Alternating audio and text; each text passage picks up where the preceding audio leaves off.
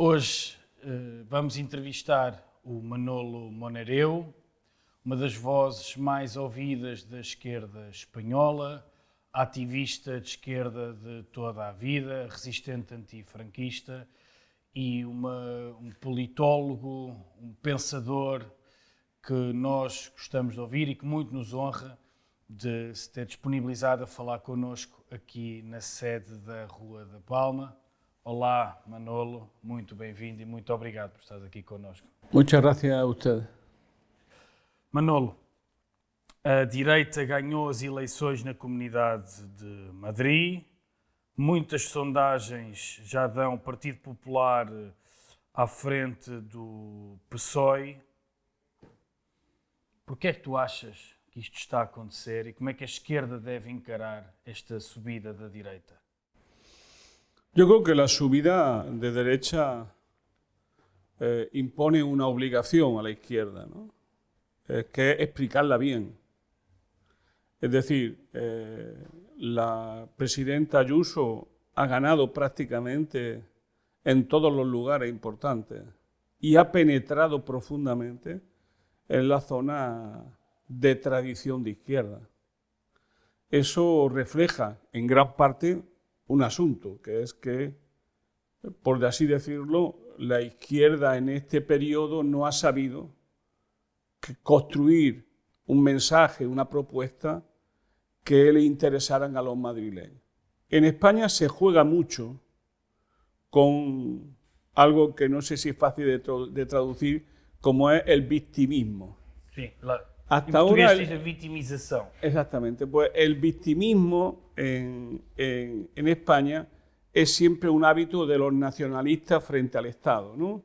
Hay un victimismo catalán, hay un victimismo vasco, pero desde la derecha más dura de Madrid hay un victimismo de Madrid. España, es muy difícil que hablen de España contra Madrid, ¿no? Es muy difícil. Pero hablan de el gobierno contra Madrid. Entonces, todo el relato de esta pandemia ha sido Madrid podía haber salido mejor de la crisis y sin tanto sufrimiento si no se hubiese opuesto el gobierno de Madrid. Y por tanto, Madrid es un territorio que podía estar mucho mejor si se gobernara a sí mismo. Fíjate que para un nacionalista español decir eso, pero la gente lo entiende porque el gobierno es de izquierda.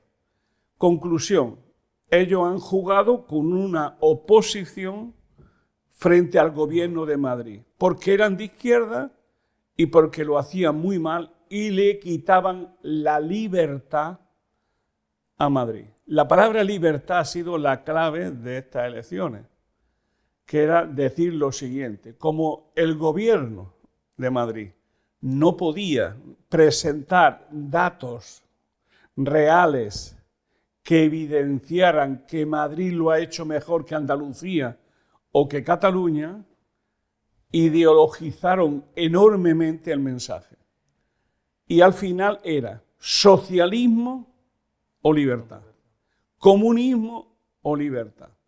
Y en ese trabajo han estado incidiendo, comparativamente con eso, con una alianza transversal a todo el mundo que tenía que ver con la restauración. Es decir, hoteles, bares, tabernas, restaurantes, todos estos establecimientos que en Europa pues prácticamente estaban cerrados, de pronto llegaban turistas de media Europa para poder estar bebiendo cerveza tranquilamente en las calles de Madrid.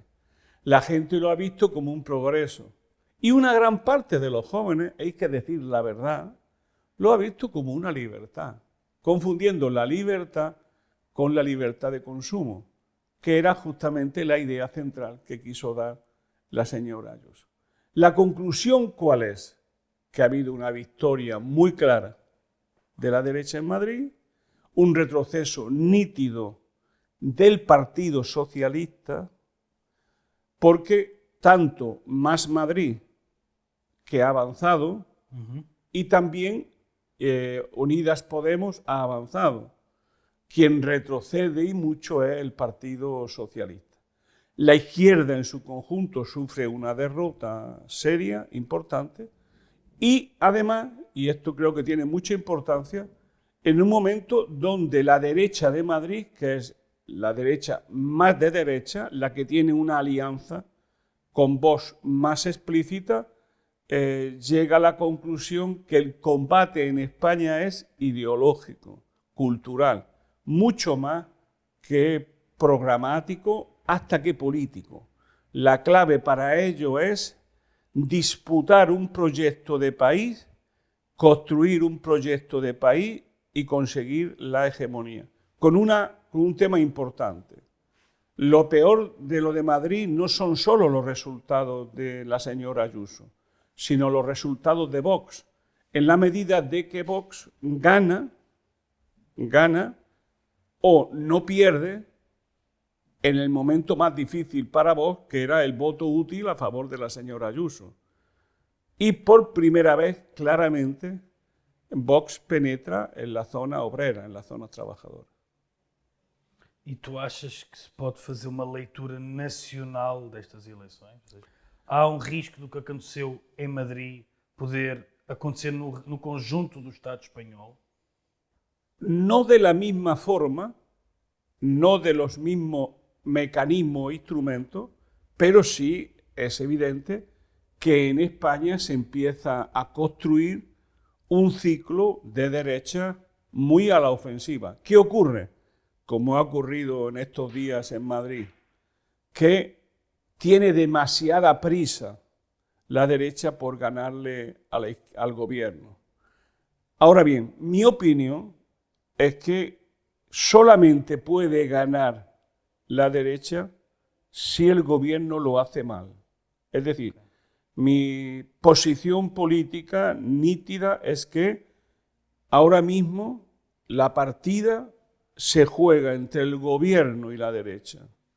Y si el gobierno no responde a las expectativas populares, no responde a las necesidades de muy amplios estratos de la población, la derecha puede ganar. Ahora bien, como casi siempre ocurre en España, la derecha no gana, pierde la izquierda. Muito interessante. Agora, falando ainda do governo, o presidente do governo espanhol, o Pedro Sánchez, tem dado sinais de que prepara um indulto aos líderes catalães presos após a organização do referendo independentista, o que tem merecido um grande protesto da extrema-direita, da direita, mas também de dirigentes históricos do PSOE, como o Filipe González. Tu achas que o governo vai resistir a esta pressão e vai mesmo avançar com um indulto aos dirigentes catalães que ainda estão presos? Mi opinión es que tiene que haber, en algún lugar se ha tenido que celebrar un acuerdo entre Esquerra Republicana de Cataluña y el gobierno. O sea, en mi juicio, hay un acuerdo en Cataluña entre el Partido Socialista de Cataluña, el PSOE, y Esquerra Republicana. Sin ese acuerdo, el indulto sería muy aventurado. ¿Por qué? Porque establece una línea de riesgo muy grande para el gobierno. El problema de la relación con Cataluña, del Estado español con Cataluña, es que el programa máximo del gobierno no coincide con el programa mínimo de Cataluña. Es decir, si el debate en Cataluña es independentismo sí, independentismo no, y en el medio derecho de la autodeterminación, ese debate no es posible para este gobierno. Por lo tanto, habría que encontrar un nuevo trato, un nuevo acuerdo. Entonces, yo tengo la impresión de que el acuerdo se inicia ahora con el indulto. ¿Dónde está, a mi juicio, el problema? A mi juicio, el problema es que no sabemos hasta dónde está el debate y las contradicciones dentro del independentismo, no lo sabemos. Entre las dos caras del independentismo, una más moderada que curiosamente es la izquierda, otra más dura que curiosamente es la derecha, que pugnan por la hegemonía frente a Madrid. Y por otro lado, no sabemos muy claramente qué pretende el gobierno con este acuerdo, que abre la negociación, es un acuerdo puente. Esta es la señal de abrir una negociación. Lo que a mi juicio no queda claro en la batalla político-cultural del país es cuál es la posición de la izquierda ante Cataluña. Es decir, la base de partida que podría tener la tradición de la izquierda española es el federalismo. Es decir, ¿se va a plantear un proyecto realmente federal como salida a la cuestión independentista o no? Primer problema. Y segundo es, ¿qué base de ese federalismo es el que vamos a cumplir? Eso no se ha discutido. A lo que quiero llegar es que todo esto son batallas para unas próximas elecciones, ¿no? Ahora habrá unas próximas elecciones. La batalla es que la derecha española tiene un proyecto claro de país, el nacionalismo español, nacional católico, bajo los principios Dios, patria y rey. Puede parecer algo arcaico, pero eso es la idea central de todo su mensaje. A lo que había que añadir la Constitución. Ellos ahora se erigen en los defensores a ultranza de la Constitución y su no reformabilidad. Es decir, ellos quieren una especie de constitución de hierro que impida los cambios políticos y económicos en España.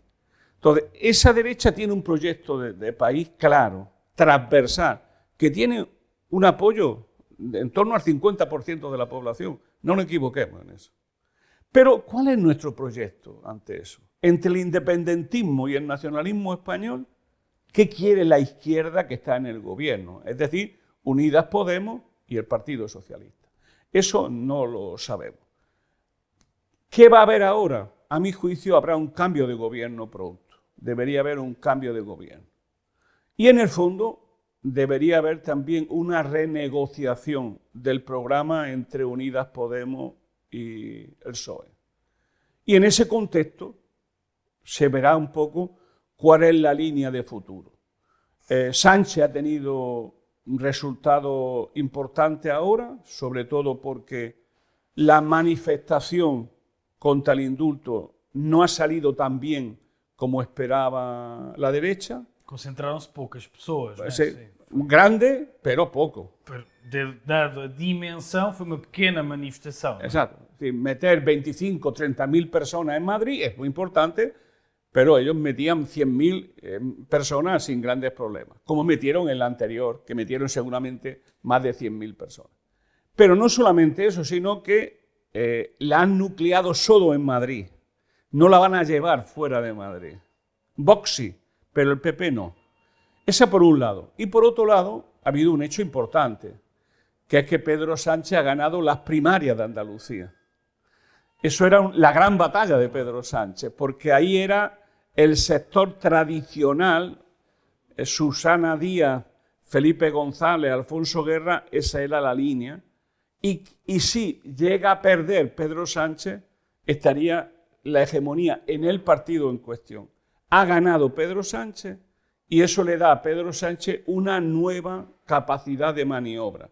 Se puede decir que lo de Madrid es una advertencia y que el partido todavía se está jugando y el resultado no es previsible. Por lo tanto, hay partido, hay posibilidades de luchar y estamos en condiciones, la izquierda española, de pasar a la ofensiva en torno a un proyecto común. ¿Dónde está el problema también de Madrid?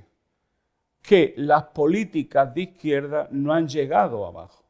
Es decir, cada medida positiva que se toma en el gobierno pasa una criba tremenda por una parte del gobierno. Es decir, lo que llamamos la parte del gobierno de Bruselas que hay en Madrid. En Madrid hay una parte del gobierno que es de Bruselas, que dirige la ministra de Economía, la señora Calviño.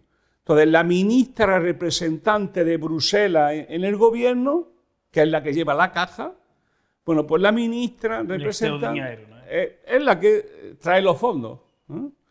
La ministra del Dinero es de Hacienda, pero quien trae los fondos es la señora Calviño. Es la que dice, esto está bien, esto está mal. Luz roja, luz verde. Bueno, pues esta señora es la que define con mucha precisión qué se aprueba y qué no se aprueba. Entonces, las medidas se aprueban con un gran coste y un gran desgaste, luego además se desvían, se desnaturalizan. Pongo un ejemplo. El ingreso mínimo vital era una medida muy importante. Iba a llegar a 2 millones de familias.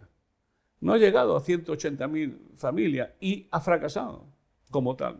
Conclusión, que las promesas del gobierno no se parecen mucho a lo que el gobierno hace. Con lo cual, una parte de la base social, en temas como movilidad, en temas como ingreso vital, en temas como vivienda, en temas como salario, no se ve reflejada. Y por tanto, ahora mismo hay una batalla muy dura en el gobierno con un pequeño problema, que el hombre que sostenía la batalla ya no está ni en política, que era Pablo Iglesias. Tu tens sido muito crítico de um certo entusiasmo que existe em alguns setores progressistas com a chamada bazuca europeia, ou Fundo Europeu de Investimento, e tu sustentas uma opinião de que a União Europeia não mudou. Apesar da resposta agora, à primeira vista, não ser austeridade e ser injetar mais liquidez, na tua opinião, a União Europeia mantém-se igual e os riscos são os mesmos. Queres explicar-nos porquê? Yo me suelo, casi siempre que hablo de la Unión Europea, basarme en los documentos de la Unión Europea y sus declaraciones. Porque para los países del sur, para Portugal y España, Europa no es un proyecto, es una fantasía, una ilusión, una utopía. La utopía real de los españoles y de los portugueses es que Europa nos va a cambiar y ella va a hacer los cambios que no hemos podido hacer nosotros históricamente. O sea, nosotros no nos integramos en la Unión Europea, nosotros nos fugamos a la Unión Europea. Esto no es una imagen meramente, como diría, irónica, es una imagen real de nuestras élites. Por decirlo así, 2 países que salen de una dictadura con una oligarquía muy cerrada, que nunca han creído en la democracia y que tienen un proyecto excluyente de la mayoría de la población, decimos, esto son oligarquías muy fuertes con sólido apoyo en los aparatos del Estado, fundamentalmente en la Fuerza Armada, y por lo tanto, para cambiar esto, Europa tiene que cambiarlo. Nosotros tenemos que ayudar a cambiarlo. Luego el comando, la dirección la tiene Europa, ¿no? Esa es, para mí, la visión que tengo de la élite europea, perdón, de la élite portuguesa, española, italiana y griega. Lo más grave es lo de Italia, porque Italia era un país viejo en la Unión Europea y además el único que tenía capacidades industriales de competir con el centro, con los países llamados del núcleo, ¿no? Por lo tanto, yo cuando hablo de la política europea me fijo en lo siguiente. Hay un plan. El plan comienza de la siguiente manera. Se suspenden temporalmente los requisitos de estabilidad económica y presupuestaria fijados en Maastricht. Se suspenden temporalmente y por lo tanto esa suspensión se le añade un plan excepcional, repito 2 veces excepcional, que es los fondos europeos, la New Generation.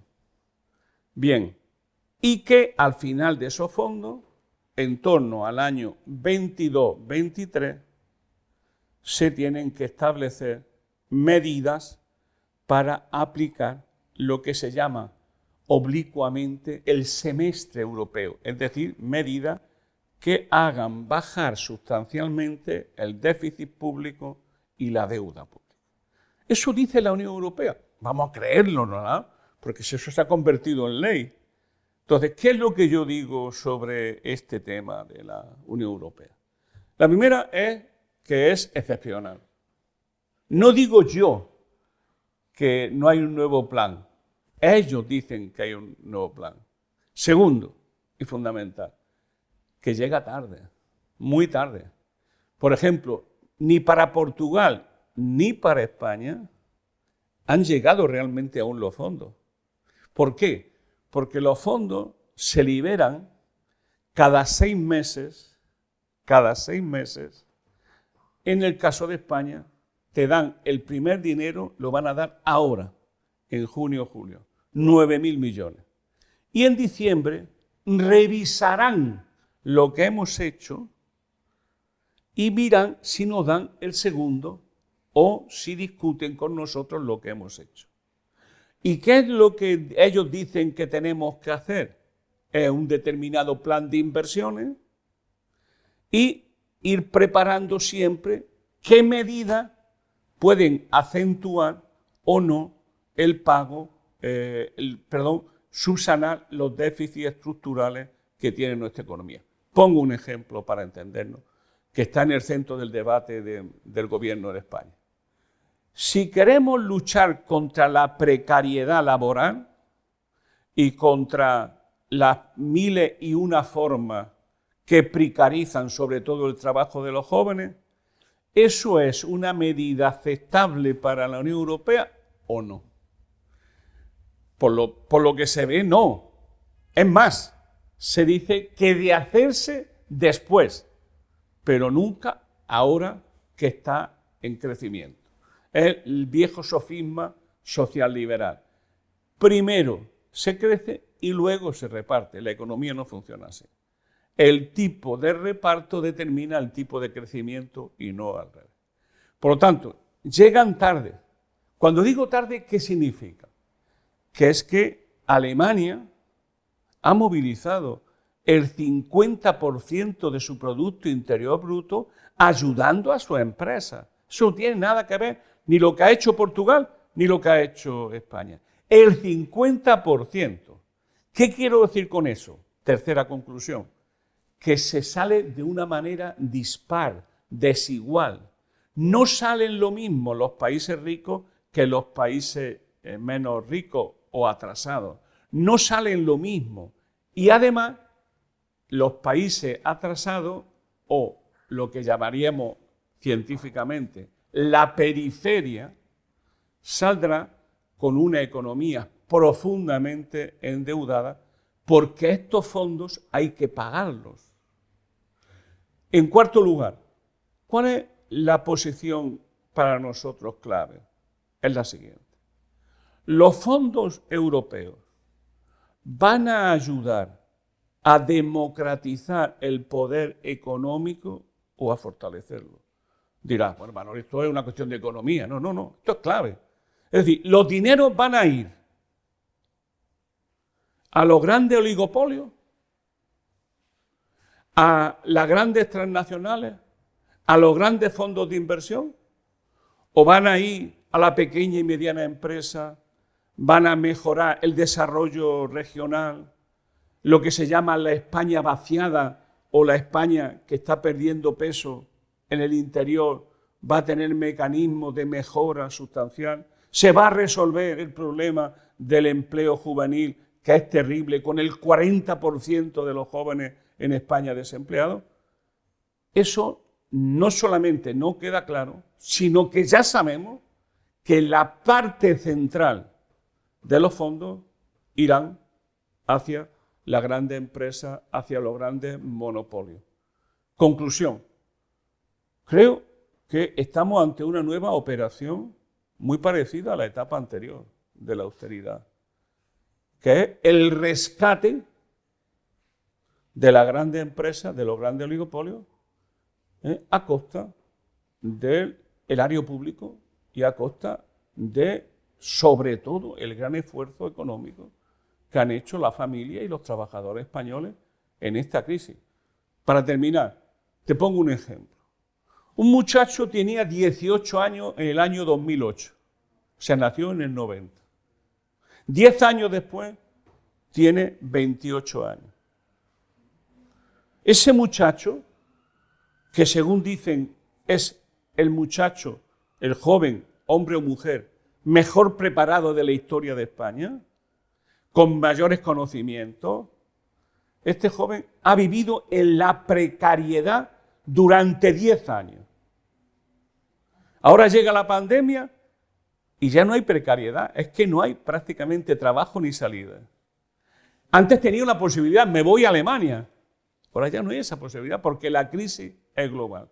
Conclusión, estamos ante una operación de rescate de los grandes poderes económicos a costa, una vez más, de la deuda. Y termino con una cosa para que los que me vean lo entiendan, que es lo que nunca se dice sobre los fondos y que tú conoces muy bien. ¿Quién los va a pagar al final? Porque claro, parecería lo siguiente. Parece que llega la Comisión Europea y nos da 750.000 millones de euros. ¡Qué bueno! ¡Qué santo! No. Esos 750.000 millones se sacan de emitir deuda pública que se vende en el mercado europeo bajo el compromiso del presupuesto europeo, luego, a partir de un determinado momento, recibiremos ingresos, pero tenemos que aportar nuestra parte para esa deuda. ¿Qué ocurre? Que es positivo, que la deuda es a largo plazo y que el importe lo iremos pagando en determinadas fechas y en determinados momentos. Pero al final es el pueblo portugués quien paga el juego, no es la Comisión Europea, es el pueblo portugués. Luego, esto es un dinero, es un trasvase de fondos de la población, de las poblaciones, a las grandes empresas. ¿Va esto a resolver los problemas europeos? No. Y a mi juicio, una tercera cuestión. Pronto se verá que no ha cambiado de naturaleza la Unión Europea. ¿Sabéis cuándo la veremos? Cuando Alemania salga de la crisis. Cuando Alemania salga de la crisis y su núcleo, es decir, Holanda, Países Bajos, Bélgica, Luxemburgo, Austria, cuando esos países salgan de la crisis, rápidamente exigirán a los demás que cierren la llave del gasto y que empiecen a aplicar políticas de austeridad. Y luego una cosa que es muy importante para concluir para Grecia, para Portugal y España, pero mucho más para Italia, que es que el eje vertebrador de la economía europea se está yendo hacia el norte y hacia el este, sobre todo hacia el este. No olvidemos que el país más beneficiado después de Italia y de España es Polonia. Entonces, lo que se está produciendo, atención, es una industrialización del este y una desindustrialización del sur. Y la pregunta final es, oye, ¿este dinero que nos están dando no servirá para que le compremos productos de nuevo a los países del centro y ayudemos a la reconversión industrial de Alemania? Lo dejo como hipótesis. Uma excelente pergunta que responderemos certamente numa futura entrevista. Mudando de continente, AMLO ganhou as eleições no México, Alberto Fernandes na Argentina, Pedro Castillo, tudo parece que ganhou no Peru, a esquerda chilena conquistou importantes posições nas eleições municipais e está bem posicionada para as presidenciais. O MAS, na Bolívia, derrotou a direita golpista. O ciclo da direita parece estar a chegar ao fim na América Latina Que efeito achas que esta viragem pode ter no sistema mundo e mais concretamente na Europa? Yo creo que es muy importante, ¿no? Primero porque demuestra que el ciclo de la derecha no tenía consistencia. Es decir, se suele decir en Europa que los gobiernos pierden y no ganan, ¿no? Es decir, votas contra el gobierno mucho más que votar a favor de algo, ¿no? Un voto negativo, ¿no? Pues eso ha pasado en América Latina. Ha habido un voto negativo contra la izquierda por distintos momentos. Si, por ejemplo, caso de Ecuador, ¿no? Con un presidente que se llamaba Lenin Moreno. Lo de Lenin, espero que el camarada Lenin nos lo perdone a los vivientes.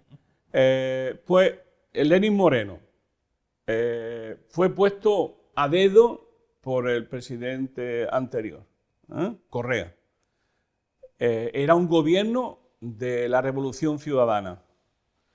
Y ese gobierno de la Revolución Ciudadana hace una contrarrevolución contra la Revolución Ciudadana y desde el gobierno se convierte en antagonista de los ciudadanos y, por otro lado, en gran apoyo de la oligarquía. Se puede decir que hay una cierta normalidad de que así difícilmente podía ganar los candidatos de izquierda. Pero sacaron un buen resultado. Pero había un voto que estaba... Se perdió la confianza en la izquierda. Pero, ¿qué es lo que ha pasado en Bolivia? Yo creo que es el gran ejemplo, ¿no? Que en Bolivia hubo un golpe de Estado, por cierto, apoyado por los países europeos y norteamericanos, apoyado por los países europeos, hubo un golpe de Estado, se obligó a la salida del gobierno y yo mismo, para empezar primero en la autocrítica yo, pensé, qué difícil estará que vuelvan a ganar el MAS. ¿Por qué? Porque fue un golpe de Estado y una salida y unas elecciones controladas desde el poder. Bueno, la victoria del MAS tiene una importancia trascendental porque demuestra que esta estrategia de golpes de Estado suaves o menos duros, lo que se llamó una democratura, lo que se llamó en las transiciones la democratura, no ha funcionado en Bolivia y no creo que funcione en otros países. Conclusión, que el ciclo anterior de la izquierda ha dejado huellas positivas, que la gente estaba dispuesta a cambiar de gobierno, pero no para ir al modelo neoliberal anterior. Esa es la clave, a mi juicio, de esto. No querían ir al modelo neoliberal anterior. La gente lo que quería fundamentalmente era cambiar de gobierno y mejorar las condiciones económicas. Pero volver al modelo neoliberal no. Conclusión, tercera, y es que da la posibilidad a la izquierda de encontrar un nuevo camino en América Latina. Lo de AMLO es muy positivo, como siempre, porque México y el Perú son las joyas de la corona. Son las verdaderas joyas de la corona. Ahí se resuelven los grandes problemas, junto con algo que ustedes conocen mucho mejor que yo, que es Brasil. Claro. Es decir, si Brasil retorna a Lula, geopolíticamente cambia la situación en América Latina, con un enorme problema para Estados Unidos. Lo de Perú ha sido impresionante. Yo he trabajado 2 años de mi vida allí. Conozco un poquito, ¿no? Yo no me lo esperaba tampoco. Es decir, que yo, que tiendo por ser optimista histórico, me di cuenta que la realidad todavía tiene más elementos de optimismo que lo que yo pensaba. ¿Sí? Que siempre se pueden hacer cosas y siempre hay posibilidades. Pero termino con lo que yo creo que es el nudo de América Latina, que es la caída de la dictadura de Pinochet. Claro. Es lo que ha caído. Me dirán, pero aquello era un Estado democrático. No, aquello era un Estado controlado fundamentalmente por los militares y por los grandes poderes que, o sea, si te fijas las caras del neoliberalismo, ¿qué caras te vienen? Te viene Reagan, te viene Thatcher, te viene Juan Pablo II y te viene Pinochet. Claro, y los Chicago Boys. Entonces, que en el lugar que se inventó el neoliberalismo como proyecto político, el pueblo en las calles y los jóvenes le hayan dado la vuelta, le obliguen a un proceso constituyente y que en este momento la derecha política, la derecha económica no tenga poder de veto sobre esa constitución, señala para mí un eje histórico. Los que tenemos ya muchos años, nunca nos olvidaremos de un 11 de septiembre de 1973. Nunca lo olvidaremos. Y eso sabéis muy bien que gira toda Europa. La gira. Todo el proceso empieza a girar a partir de ahí. Yo espero, quiero ser optimista, pero siempre realista, de que seguramente este año de giro en Chile puede ser un laboratorio también de algo fundamental, ¿no? Que ya lo pide hasta Piketty, que viva el socialismo, ¿no? O sea, el gran problema de la izquierda europea fundamentalmente es que no tiene proyecto alternativo. La izquierda europea es... Vamos deixar isso para a nossa sí, última no tiene proyecto pergunta. alternativo. Y por lo tanto, no tiene capacidad de suscitar un imaginario alternativo. Y las luchas se ganan en lo imaginario. Tu falaste dos Estados Unidos, a forma como esta mudança na América Latina será um grande desafio para o governo dos Estados Unidos, que mudou, né? Passamos de uma administração Trump para uma administração Joe Biden, que já foi mostrando em que é que se quer diferenciar Donald Trump e o que é que quer manter da administração Trump. Na tua opinião, a administração de Joe Biden vai ficar marcada pelo quê? O que é que significa a administração Biden? Significa o regresso do intervencionismo americano? Significa uma mudança de paradigma da posição nos Estados Unidos? Será a administração Biden um governo progressista? Como dizem alguns, é o regresso de Roosevelt. Como é que tu olhas para a administração de Joe Biden? Biden ha sido el político más votado de la historia de Estados Unidos. El segundo, Donald Trump. Eso va a marcar mucho su futuro y el futuro de Estados Unidos.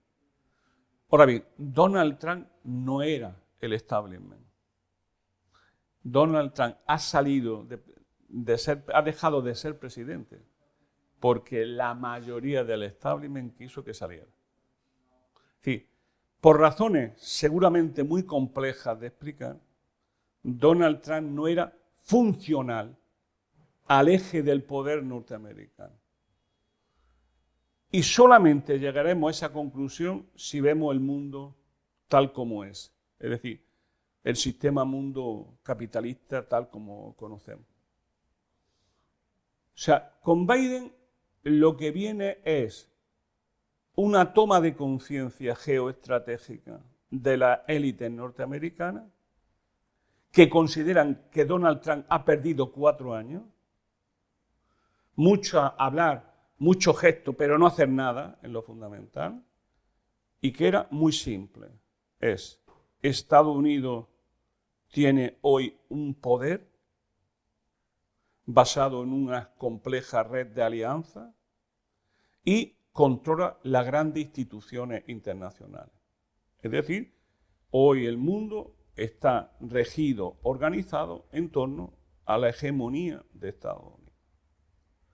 Estados Unidos está viendo cómo desde hace años el mundo está cambiando de base y se está rearticulando con potencias que ellos llaman revisionistas, es decir, que ponen en juego, cuestionan las reglas básicas del sistema, que es la hegemonía de Estados Unidos, en 2 patas. El séptimo de caballería, es decir, su poder militar, y sobre todo su poder económico a través del dólar como moneda de facto de reserva mundial. Bien, Estados Unidos en este momento toma conciencia que por primera vez desde la caída de la Unión Soviética, su poder está cuestionado en lo fundamental por una potencia que era mucho más fuerte que era la Unión Soviética con respecto a Estados Unidos. Porque China le ha ganado a Estados Unidos en el territorio de Estados Unidos. Y a su vez, esa potencia china tiene un elemento esencial, que es una alianza estratégica con una potencia que retornó, porque nunca se fue, como era Rusia. Por tanto, estamos viendo una situación nueva que obliga a una nueva estrategia norteamericana que seguramente va a durar en torno a 15, 20 años, que es una estrategia larga, que yo definiría de desgaste, de asedio y desgaste contra esta política. ¿Cómo se va a realizar esa política? En primer lugar, el señor Biden lo que va a hacer lo que Brzezinski llamaría una estrategia trilateral. Es decir, va a propiciar algo que no ha hecho bien Donald Trump, que es trabajarse bien a los aliados y no despreciarlos. Por tanto, la primera pieza maestra es ganarse para esta estrategia a la Unión Europea. Es la pieza maestra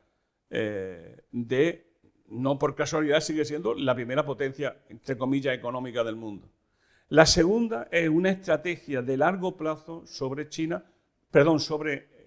sobre el hemisferio oriental y específicamente Asia, Oriente, donde China ha avanzado muchísimo, muchísimo. Estados Unidos, eso hay que metérselo bien en la cabeza, nunca consentirá que en el hemisferio oriental haya una potencia que le dispute la hegemonía en Estados Unidos.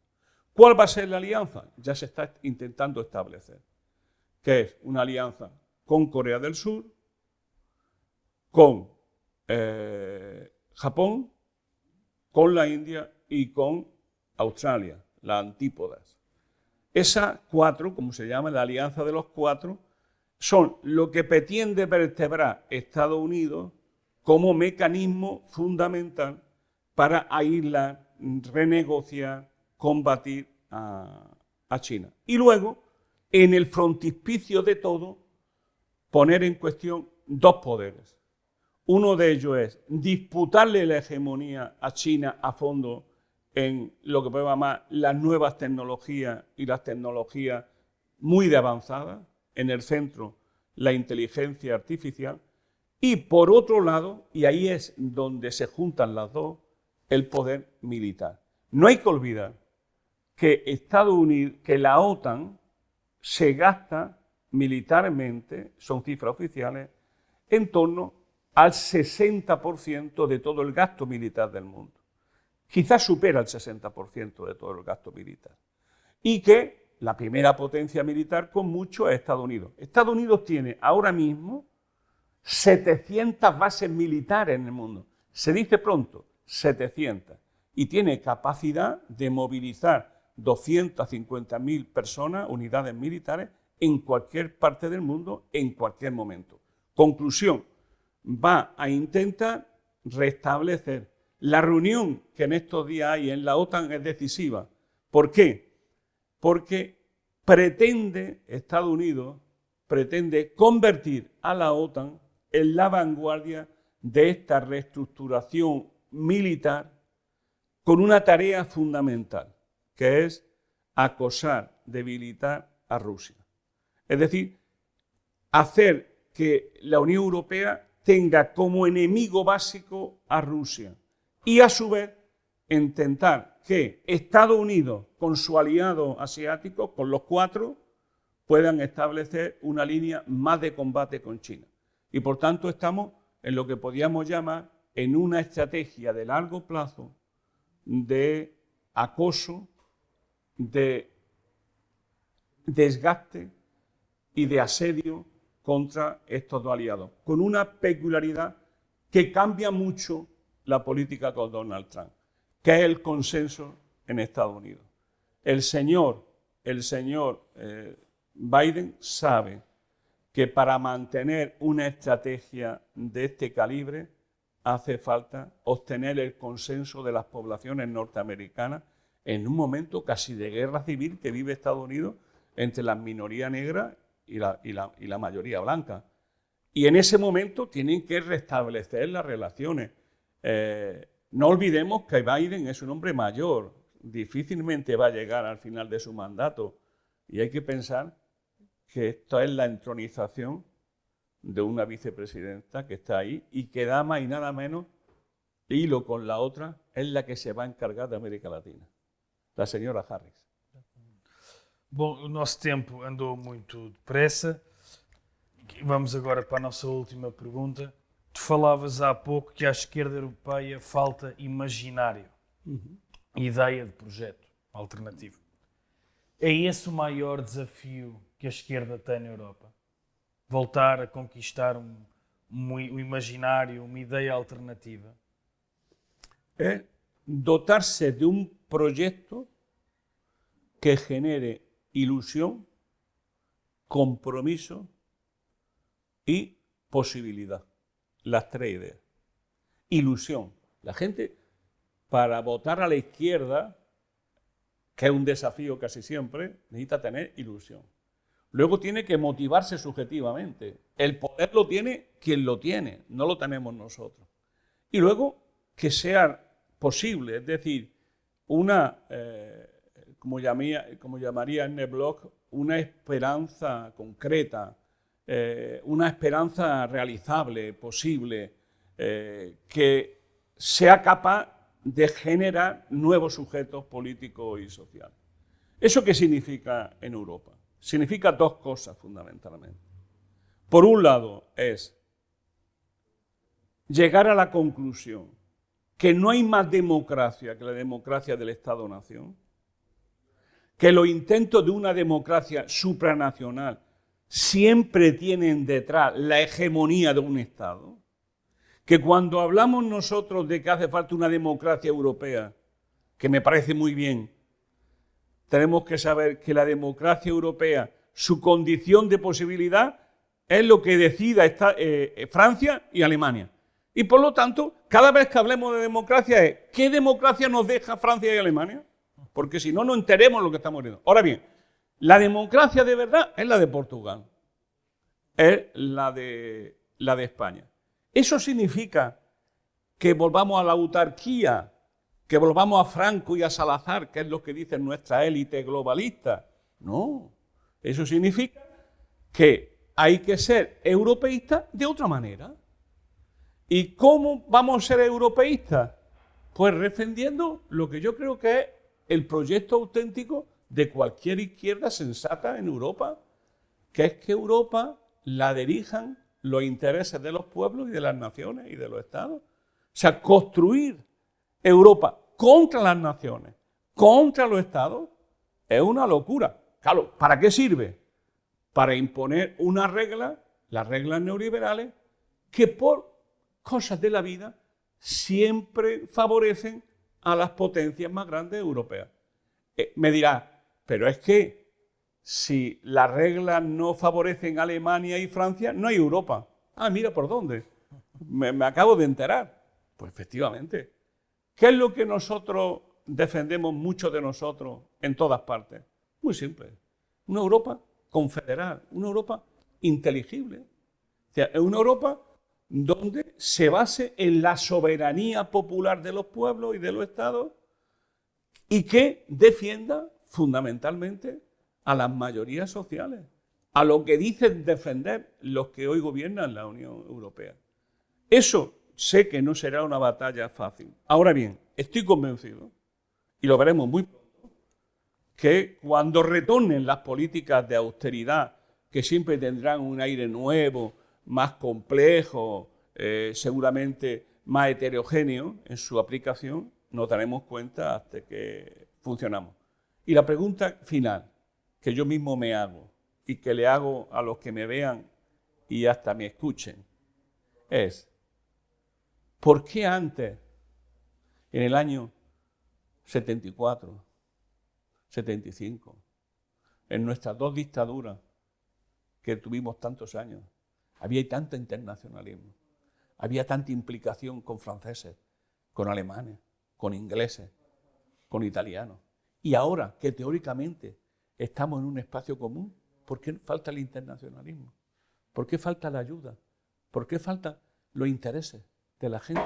Antes veíamos a un portugués con una bandera en nuestras manifestaciones y nos sentíamos parte de una lucha común. Pero es que esa lucha común la teníamos en Vietnam. Ahora resulta que después de tantos años y teniendo una central europea sindical, no hacemos luchas comunes, no hay trabajos comunes y lo que es más importante, ni siquiera se están creando comités sindicales comunes en empresas transnacionales. En gran parte porque se ve que los intereses, por ejemplo, de los trabajadores alemanes, a lo mejor no coinciden con los trabajadores españoles o polacos. Entonces, ante eso, reivindiquemos la defensa de la soberanía popular y de un digno y meritorio internacionalismo proletario, pero de verdad. Muito obrigado, Manolo. Muchas gracias a todos Foram ustedes. cerca de 40 minutos de conversa. Teríamos conversa para muito mais e estou certo que esta é só uma entrevista entre muitas outras que teremos no futuro, porque quem intervém sobre a realidade social tem sempre muito para debater. Lo vamos a intentar todos seguir este diálogo permanente entre la izquierda portuguesa y la izquierda española, y yo lo que invito es que la próxima la hagamos paseando por el Matadero de Madrid, que es donde vivo más o menos, o bien paseando por Córdoba, a ser posible en primavera o en otoño, Está muito calor, porque hay un poquito de calor en mi tierra. está combinado. Muito obrigado, Manolo, uma vez mais. Muchas gracias a ustedes.